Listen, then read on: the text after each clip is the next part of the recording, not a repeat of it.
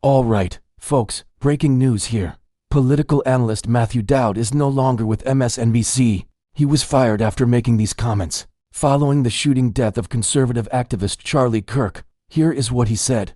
This is from a live segment on Katie Tur Reports yesterday.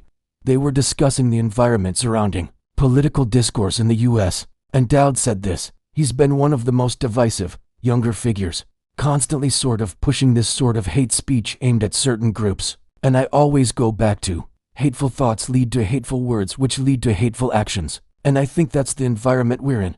He also said in that same segment, I don't know all the facts of the case. It's unclear if the shooter was a supporter celebrating or whatever the case may be. There's a lot of misinformation out there. But those comments, especially the first part of it, they provoked a significant backlash online and across media outlets, with many saying his statements placed the blame on the victim, right? So MSNBC, to their credit or their, however you want to look at it, swiftness, they do not tolerate that kind of commentary. They fired him. Network president Rebecca Cutler issued a public statement that read in part, "We have terminated Matthew Dowd from his role at MSNBC. His comments on the show yesterday were inappropriate, insensitive, and unacceptable." Now, do you agree with that assessment?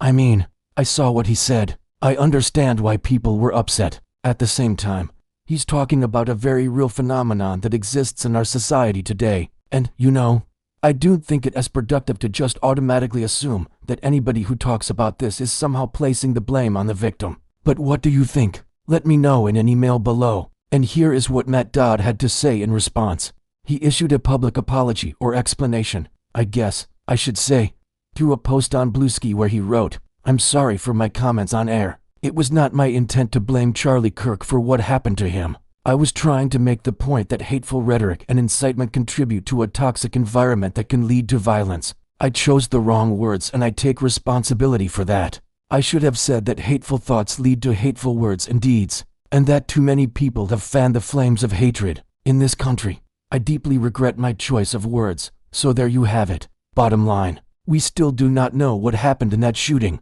All we know is that Charlie Kirk was shot and killed while doing a public event at Utah Valley University, and at least one person of interest has been detained and later released by authorities as they continue to investigate this case.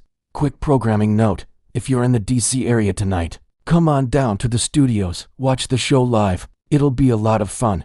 We're gonna have a great time. Should be a lively show. Hope to see you there.